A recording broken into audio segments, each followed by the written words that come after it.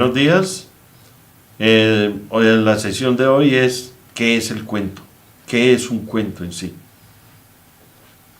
Dentro de los géneros narrativos encontramos el cuento, que es una composición breve compuesta de inicio, nudo y desenlace. En sus inicios se transmitía por tradición oral. Tiene carácter ficcional. Cuando dice que tiene carácter ficcional es porque son historias creadas, ¿cierto? Y se puede clasificar en cuentos maravillosos, fantásticos, cuentos de ciencia ficción, cuento policial, cuentos realistas y cuentos de terror. Los cuentos no son muy extensos. La estructura del cuento. Comencemos con esta parte de acá. Cuando se habla del inicio es porque nos dice en qué lugar y en qué época se sitúan los personajes que aparecen en la historia. También nos introduce la cuestión o el problema que desencadenará la historia. El nudo nos explica cómo se desarrollan los hechos que constituyen la historia. Es la parte más larga del relato. Y el desenlace, que es el que nos da la solución de la historia, es decir, nos explica de qué manera se acaba el cuento. Entonces, al leer un cuento vamos a encontrar estas partes. Así es como se estructura el cuento. Si nosotros vamos a escribir un cuento, pues vamos a tener un inicio. Vamos a crear un personaje, vamos a indicar el lugar y la época en la cual el personaje está. Y los vamos a situar ahí.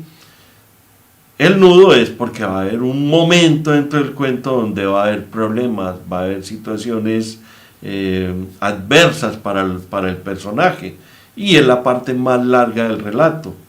Y cuando ya, pues cierto, el cuento va a llegar a una conclusión, se le dice desenlace, que es el final, que puede decir si el final fue feliz o fue trágico.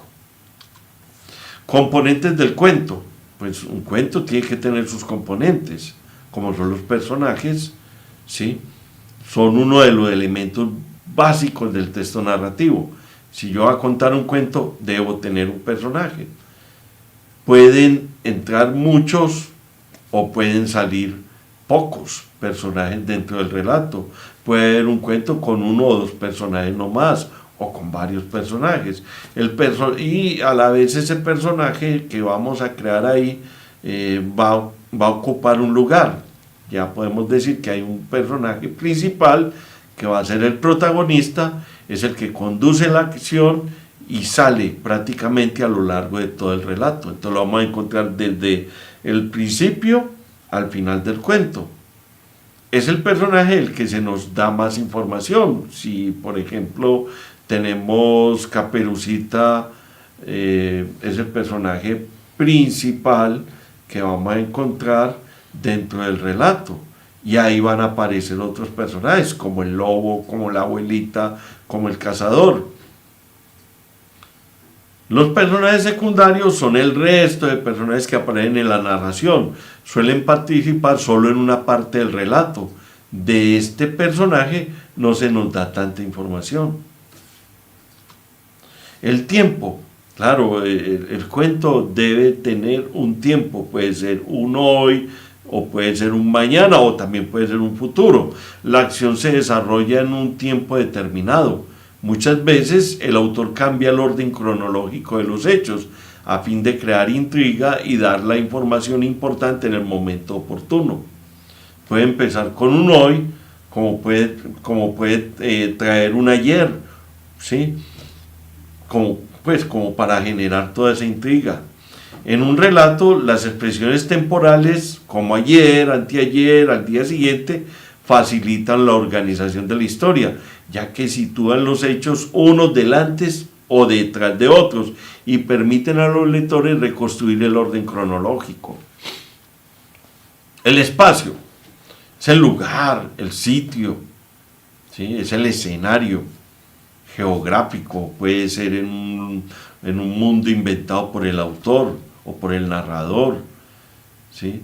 Un mundo creado, imaginado, pues un mundo real. Puede ser una calle, puede ser una casa, una finca. Ese puede ser el espacio, el lugar. Generalmente en el cuento el ambiente es reducido, se esboza en líneas generales. Entonces, pues en un cuento el espacio no es tan amplio como en la novela. La atmósfera corresponde al mundo particular en que ocurren los hechos del cuento. La atmósfera debe traducir la sensación o el estado emocional que prevalece en la historia. Por ejemplo, si es una atmósfera de terror, de misterio, debe irradiar, por ejemplo, misterio, violencia, tranquilidad o angustia. Esa sería la atmósfera, porque no es lo mismo que el espacio. El espacio es el lugar, el sitio, y la atmósfera ya son los estados emocionales o el estado emocional que va a vivir el personaje dentro del relato. La trama, que sería prácticamente como el asunto o el conflicto, es el conflicto que mueve la acción del relato. El conflicto da lugar a una acción que provoca tensión dramática, donde los personajes pues pueden chocar, ¿sí?, como también pueden verdaderamente enfrentarse ante una situación adversa. La trama generalmente se caracteriza por la oposición de fuerzas, ¿sí?, por un choque. Esta puede ser externa, pues factores que influyen en el accionar del personaje, con la tal de que al personaje la situación se le va volviendo difícil, complicada. Por eso ahí está el asunto. Por ejemplo, la lucha del hombre con el hombre o la naturaleza. Puede ser un instante dentro del relato en el cual el personaje está verdaderamente enfrentándose al peligro, y que ese peligro puede ser otra persona o puede ser la misma naturaleza, o interna, la lucha del hombre consigo mismo, es decir, el personaje peleando consigo mismo. Hay un ejemplo muy claro en el cuento del gato negro de Edgar Allan Poe. El personaje empieza a pelear con él mismo, ¿sí? ¿Por qué razón? Porque hay factores externos, ¿sí?, que hacen que el personaje cometa un crimen, ¿sí?, mate un gato, mate a su esposa, y él no sabe cómo superar esa situación. El tono, pues en los cuentos prevalece un tono, ¿sí?, que va a corresponder a la actitud del autor tanto ante lo que está presentando. Este puede ser humorístico, hay cuentos que nos pueden hacer reír, que nos pueden alegrar, puede haber un tono irónico donde el personaje verdaderamente manifiesta una sensación de molestia, o también puede ser muy crudo en un tono sarcástico. El narrador es quien relata la historia, puede ser un personaje del cuento o alguien que no participa de los hechos. Entonces, dentro de un relato vamos a encontrar también alguien que nos habla, y ese que nos habla va a ser el narrador. Y ese narrador, ¿cómo lo vamos a encontrar? De acuerdo como él se vaya pronunciando dentro del relato. El narrador, al leer un cuento o una novela, tengamos en cuenta que un cuento o una novela están dentro del género literario. La voz del narrador puede asumir una o varias formas. Se puede ubicar, ¿cierto?, tanto o también se puede ocultar desde distintas posiciones para contar la historia. El narrador puede entrar dentro del relato como puede salir del relato. La voz del narrador transita por el relato. Al leer un cuento lo que estamos haciendo es escuchar la voz de alguien, ¿sí?, a veces con una presencia permanente. Él siempre va a estar ahí, diciendo, el personaje se va para tal parte, el personaje se encontró con fulano, el personaje se perdió, el personaje fue encontrado en tal... Así, esa va a ser la voz del narrador. Y ese narrador también puede aparecer como personaje. A veces como un protagonista también, claro, puede estar hablando de alguien en primera persona que le está pasando algo, ¿sí?, y que él es al que le pasa todo, ¿cierto? El que tiene que enfrentarlo todo, pero siempre como alguien que cuenta. Es entonces cuando se habla de una voz narrativa que nos muestra una historia según el lugar desde donde se ubique. Entonces tengamos en cuenta algo, que el narrador se va a ubicar, bien sea dentro o fuera del relato, pero va a estar siempre presente en el relato.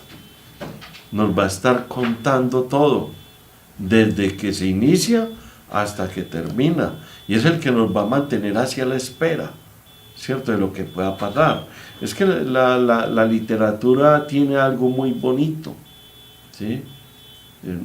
Nos permite escuchar voces, conocer otras situaciones, ¿sí?, reflejarnos en un cuento. Bueno, entonces ya podemos hablar de los narradores según el grado de conocimiento. Hay narradores que lo saben todo, que conocen todo, y ya cuando nos hablan de un narrador que sabe todo, ese tipo de narrador es omnisciente, omni es todo, ¿sí? Es una raíz griega, y siente, significa que sabe, que conoce.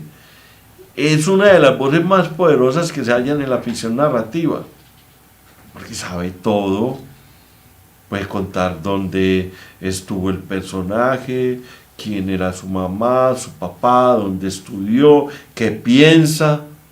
Su poder se extiende hasta el conocimiento de lo que sienten y piensan los personajes. Su forma es la de una voz que parece una conciencia superior a la acción que se relata y se halla fuera de los acontecimientos, como un observador distante.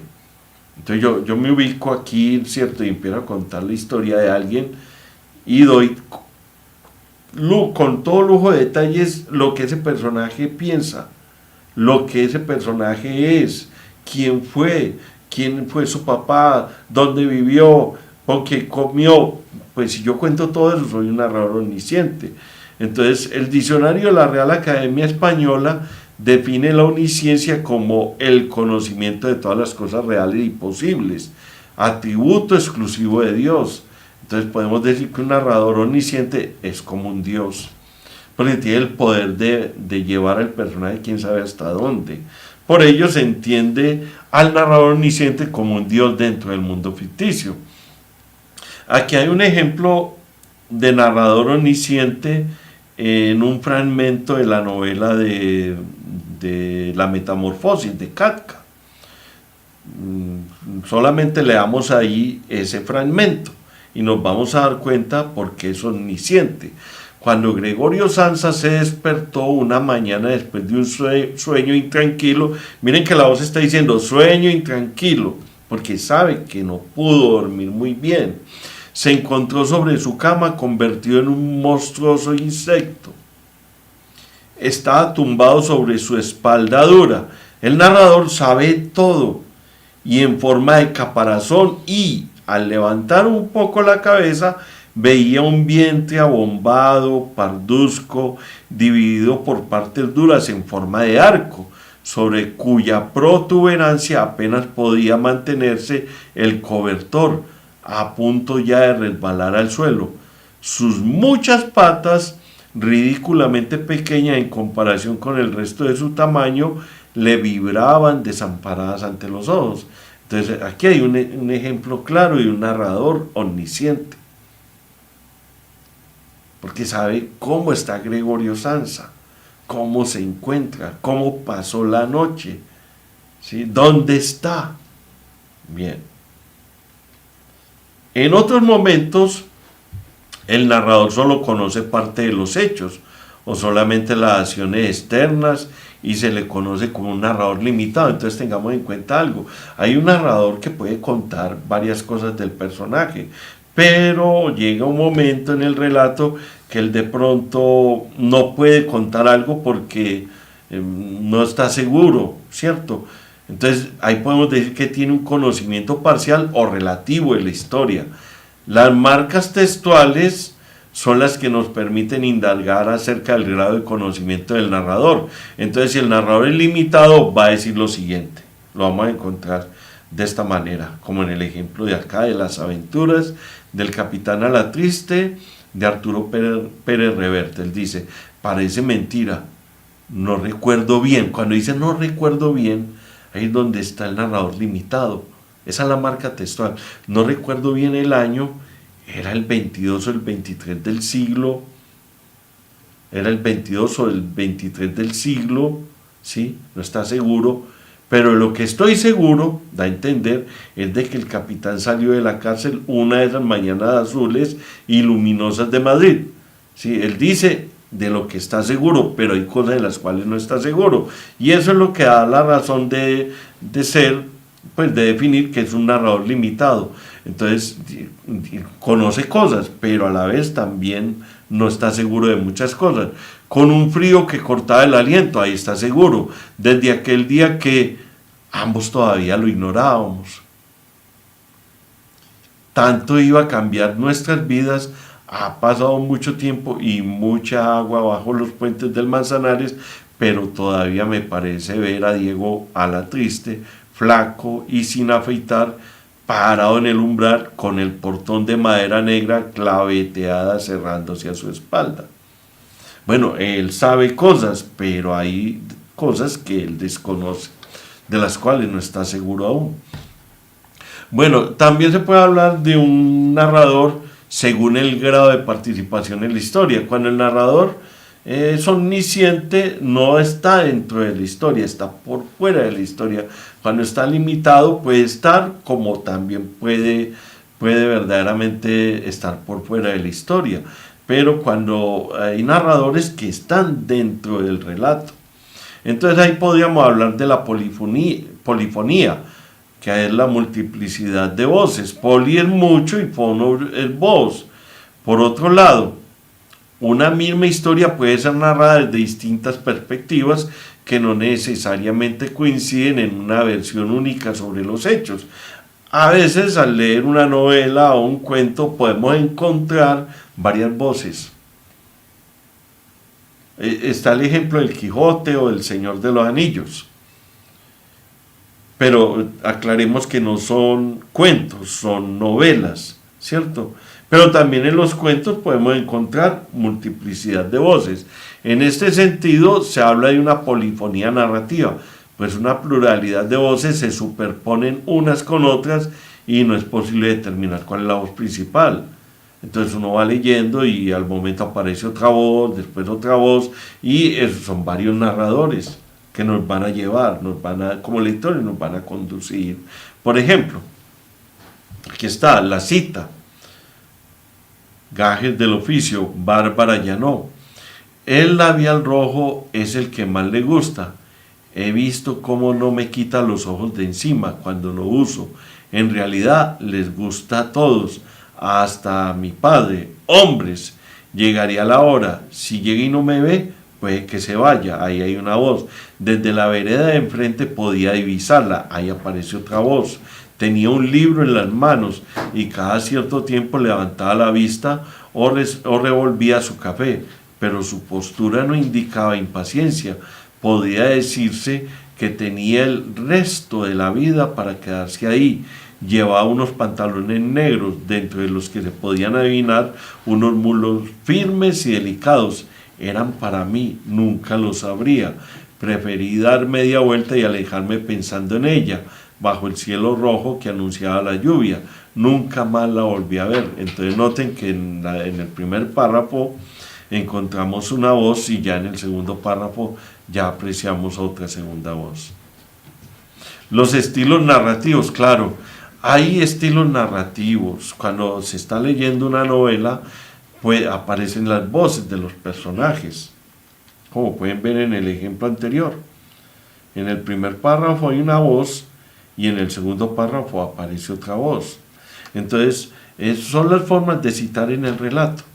Yo escribo una novela, ¿cierto? Un cuento, y en cualquier momento quiero manifestar lo que dicen los personajes, y ahí es donde sale bien sea cualquier estilo, que son dos, son el directo y el indirecto.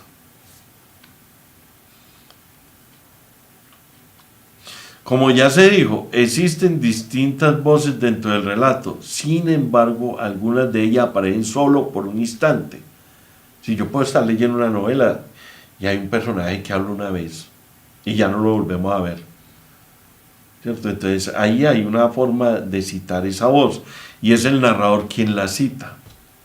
Fulano de tal dijo esto, dos puntos, o comillas, ¿cierto? O las rayas, del mismo modo que lo hacemos cuando relatamos algo, en ocasiones para dar mayor interés a nuestra narración.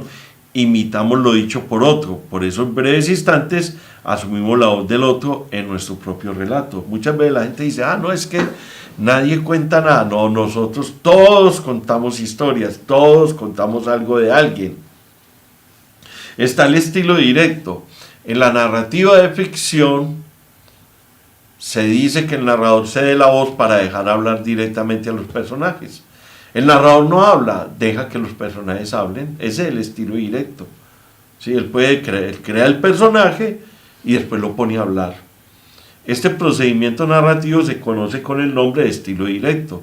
Suele aparecer con marcas textuales. Las marcas textuales pueden ser las comillas o pueden ser también las rayas. Como guiones o rayas largas que encierran la intervención de los personajes. Eran las 8 de la noche cuando empezamos a sentir remordimientos por haber abandonado a mi madre y a José Antonio Campo. Ahí hay una voz.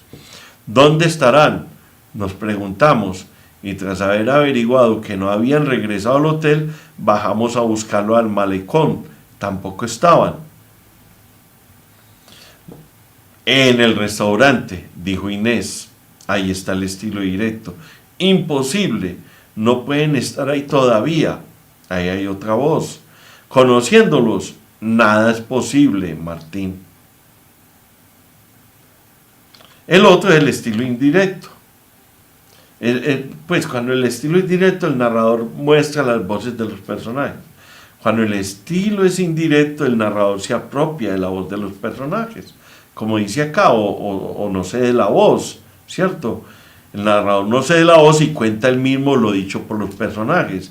En estos casos, el relato no se interrumpe y el narrador solo se refiere a lo dicho por otros con marcas como dijo, fulano de tal dijo, él contestó, él profirió.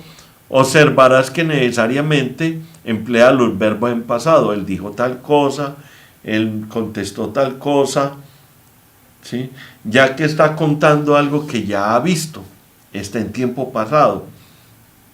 Y lo refiere para nosotros, que somos los lectores. Este procedimiento se conoce con el nombre de estilo indirecto. Aquí hay un ejemplo en un fragmento de un cuento de Borges, El milagro secreto. El primer sentimiento de Jaladi fue de mero terror. Pensó que no lo hubieran arredrado a la horca, la decapitación o el degüello, pero que morir fusilado era intolerable. En vano se redijo que el acto puro y general de morir era lo temible, no las circunstancias concretas.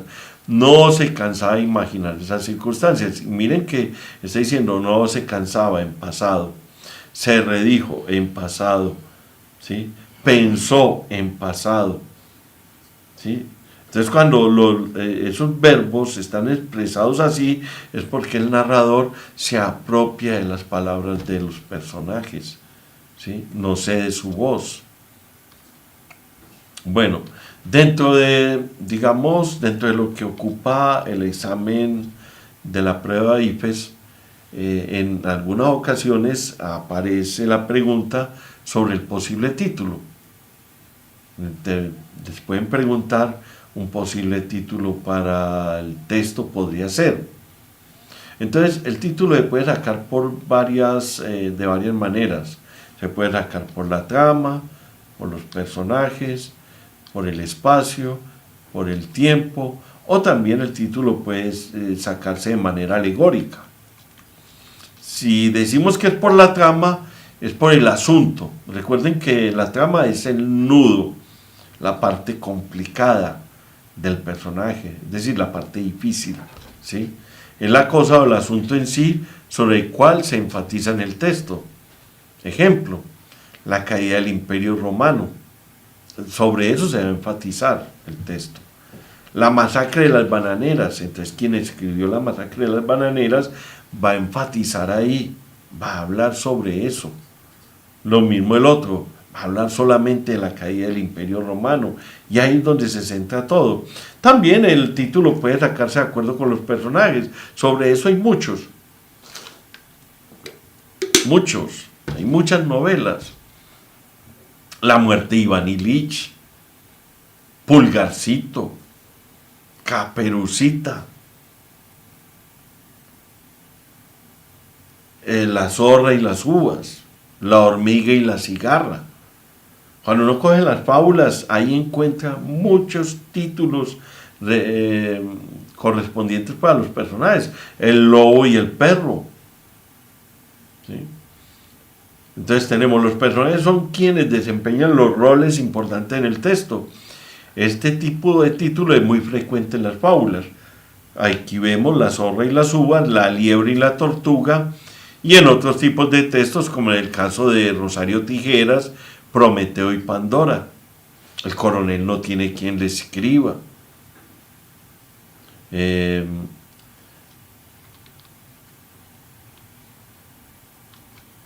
El espacio también es tomado como referencia para un título, alude al lugar donde se desarrollan los hechos. Entonces recuerden que el título puede estar de acuerdo con, se pone de acuerdo con la situación que se va a presentar en el relato, y esa situación puede ser, digamos, que recaiga sobre el personaje, que recaiga sobre un lugar, sobre un sitio, o también tiene que ver con el tiempo. Entonces el espacio a veces es tomado también como referencia para un título, alude al lugar donde se desarrollan los hechos. Tenemos el ejemplo de la Casa de las Dos Palmas, de Manuel Mejía Vallejo, y la mansión de Araucaima, ¿sí? El tiempo también se toma como un elemento rescatable para la elección del título. Está La Vuelta al Mundo en 80 días de Julio Verne, Las Mil y una Noches, que es una cantidad de cuentos anónimos de la tradición oriental, pues digamos, no de China. Bueno, hay situaciones que pasan en China, en la India, en lo que hoy en día conocemos como Irak, como Irán, toda esa parte del Golfo Pérsico, y donde nos van a contar varios cuentos durante 1000 noches, en las cuales un personaje llamado Cherezada va a entretener al rey Chariad. 100 años de soledad, de Gabriel García Márquez, puede incluso tomarse de manera metafórica, como es el caso de El otoño del patriarca. Ahí tenemos un título alegórico, metafórico, como es El otoño del patriarca o El crepúsculo de los ídolos. Bueno, y los títulos alegóricos se pueden encontrar de acuerdo con la trama de la obra. Por ejemplo, al leer la novela El túnel de Ernesto Sábato, el personaje vive una situación de angustia. Cuando leemos El extranjero, que es de Albert Camus, lo que vive el personaje es la soledad. Y La náusea, que es de Sartre, lo que vive el personaje es una molestia ante la existencia. Entonces, por eso esos títulos se dan de manera alegórica. Eso va de acuerdo, pues, también con el momento, con el instante que vive, digamos, el movimiento literario de cada época. Lo mismo pasa, ustedes miran canciones, muchas de ellas tienen títulos, todas, ¿cierto? La poesía tiene títulos, los ensayos tienen títulos, entonces es muy importante ponérselos. Clases de cuento y sus temáticas, entonces hemos encontrado que el cuento tiene muchas temáticas, que pueden ser de ficción, generalmente relatan hechos del futuro, pues vamos a encontrar novelas futuristas, como hay películas futuristas, ¿cierto? Entonces hay novelas donde digamos, los escritores o cuentos en los cuales los escritores dijeron, ¿qué tal si el mundo mañana vaya a ser así, así? ¿Cierto? Entonces hacen eso, crean los personajes, el espacio, el tiempo, todo eso lo crean. Entonces relatan hechos del futuro, cosas que no están pasando ahora, sino que van a pasar posteriormente, con relación a la tecnología y la ciencia. Entonces miren que la tecnología, la ciencia fueron avanzando. La tecnología y la ciencia han avanzado durante mucho tiempo, pero cuando comenzó en forma la revolución industrial y llegaron las máquinas, entonces los escritores de esa época dijeron, las máquinas van a hacer grandes cosas, ¿sí? Con las máquinas vamos a lograr grandes cosas, vamos a lograr llevar al hombre a la luna. Claro, y ahí fue donde Julio Verne escribió El viaje a la luna, ¿sí?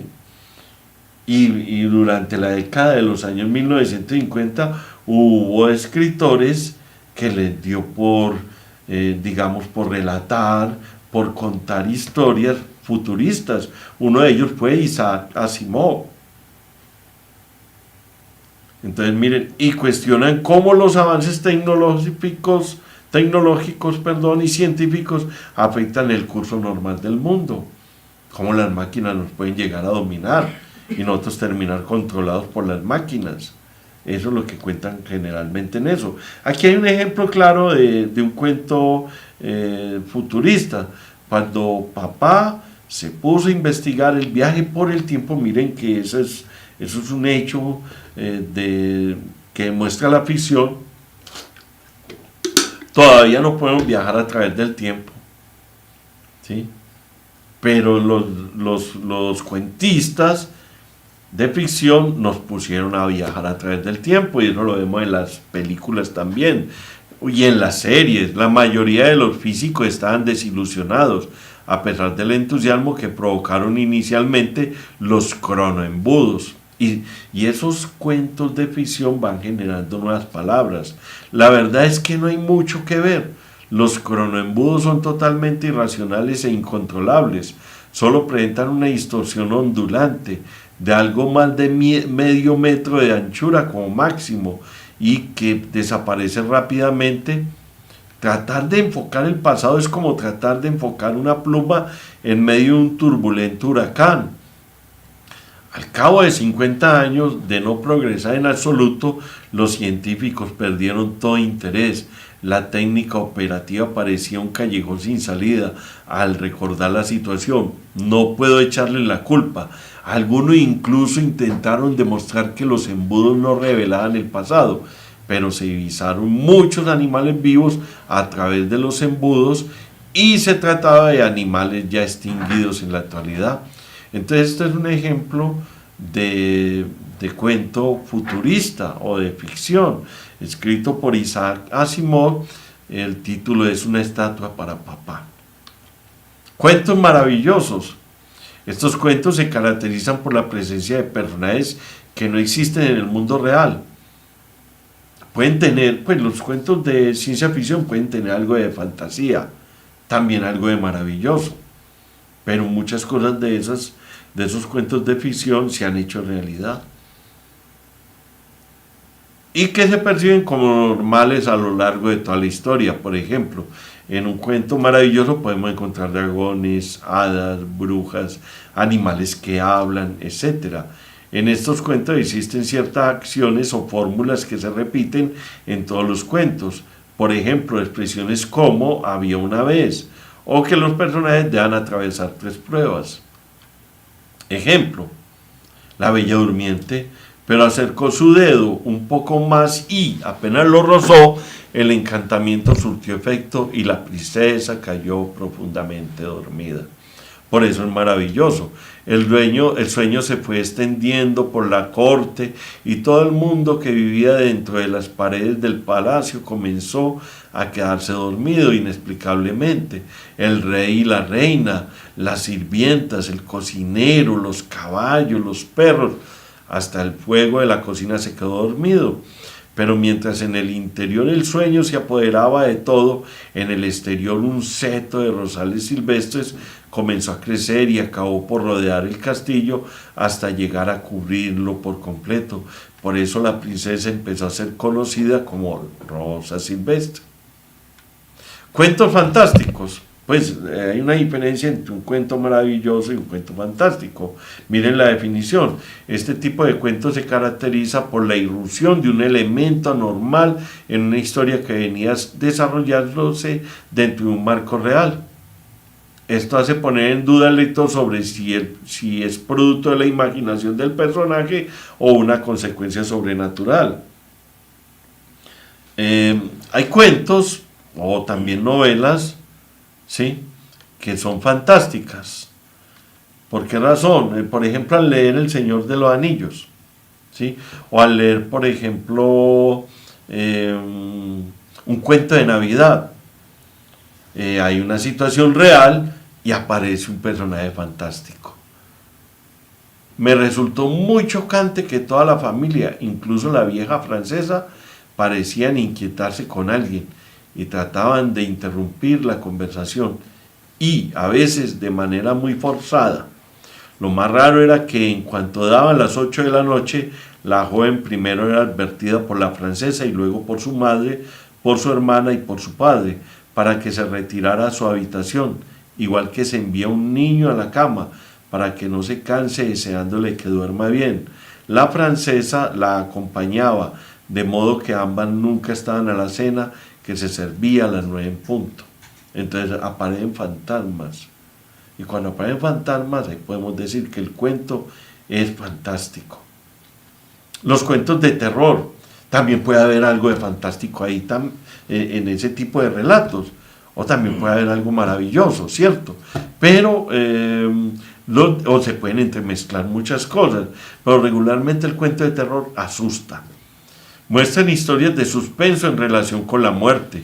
Regularmente hay muerte, hay catástrofes, hay series y situaciones que causan horror, monstruos. Estos cuentos también son llamados de suspenso, miedo, horror. La idea de esta clase de cuento es que el lector esté a la expectativa de los sucesos y que se involucre en el relato, experimentando sentimientos de ansiedad, miedo, alarma, asombro, tensión, espanto, etc. Los personajes de este tipo de cuentos pueden ser animales salvajes, claro, seres ficticios inexistentes, zombies, lugares o casas embrujadas o poseídas, monstruos, entre otros, que se salen de lo convencional en la imaginación del lector. Puede haber un personaje real, como cualquiera, que lleva una vida normal, pero en determinado momento le aparece un monstruo. Ahí sí podemos decir que el cuento es de terror.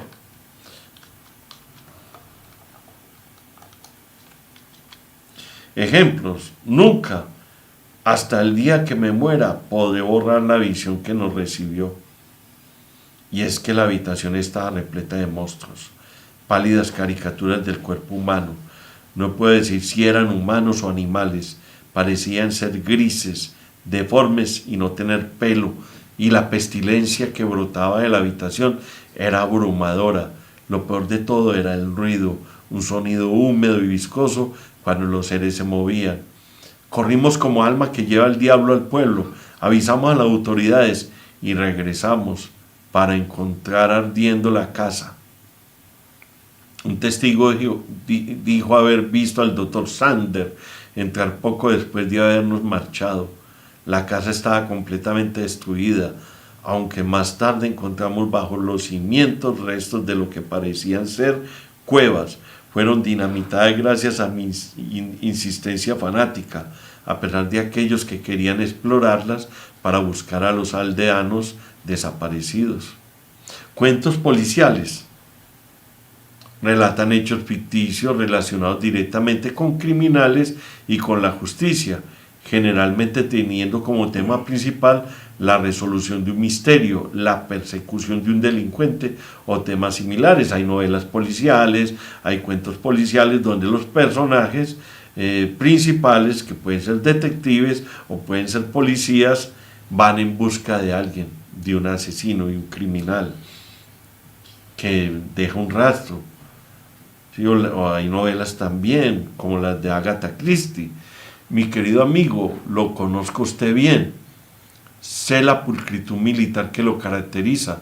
Usted se afeita todas las mañanas y en esta época lo hace a la luz del día, pero veo que el lado izquierdo de su cara está menos bien afeitado que el derecho, lo que significa que esa mejilla recibió menos luz que la otra. Entonces, tiene muchos detalles. Lo digo a manera de ejemplo trivial, de observación y deducción. En eso consiste mi oficio. Quien está hablando es un detective y es posible que pueda servirme de utilidad en la investigación que voy a llevar a cabo. En el informe policial hay 1 o 2 puntos de menor importancia que valdrá la pena tener en cuenta. Bueno, entonces ahora vamos a pasar al ejemplo de preguntas. Entonces ya vimos lo que es un cuento en sí. Dentro del examen aparecen textos narrativos, aparecen fragmentos de novelas o aparece un cuento. Entonces miren este cuento que hay acá. Tras la cerrada ovación que puso término a la sesión plenaria del Congreso Internacional de Lingüística y Afines, la hermosa taquígrafa recogió sus lápices y papeles y se dirigió hacia la salida, abriéndose paso entre un centenar de lingüistas, filólogos, semiólogos, críticos, estructuralistas y deconstruccionistas, todos los cuales siguieron su garboso desplazamiento con una admiración rayana en la glosemática. De pronto las diversas acuñaciones cerebrales adquirieron vigencia fónica. ¿Qué sintagma? ¿Qué polisemia?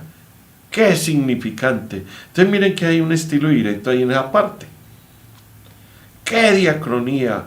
¿Qué ejemplar seterturun? ¿Qué sujeción? ¿Qué morfema? La hermosa taquígrafa desfiló impertérrita y adusta entre aquella selva de fonemas. Solo se la vio sonreír, halagada y tal vez vulnerable, cuando el joven ordenanza, antes de abrirle la puerta, murmuró casi en su oído: cosita linda. Entonces, el piropo que le lanzaron los lingüistas, eran estos. En cambio, el que le abrió la puerta, ¿sí?, le dijo cosita linda nomás. Es un cuento de Mario Benedetti. Entonces aquí viene la pregunta. Cuando en el texto se dice que las diversas acuñaciones cerebrales adquirieron vigencia fónica, se quiere dar a entender. Entonces hay 4 opciones. Este tipo de preguntas es de nivel 1. Los lingüistas ya estaban algo ebrios y locuaces, no podemos decir que estaban borrachos, porque no encontramos un indicio que nos indique eso. Se pasó del simple pensamiento a la palabra expresa. Bueno, ahí tenemos una. Del dicho al hecho hay mucho trecho. A uno les dio dificultad decirle algo a la taquígrafa. Los pensamientos se hicieron realidad. Puede ser, pero entonces aquí la más acertada, ¿sí?, es la B. Se pasó del simple pensamiento a la palabra expresa, ¿sí? Esa pregunta es de nivel 1.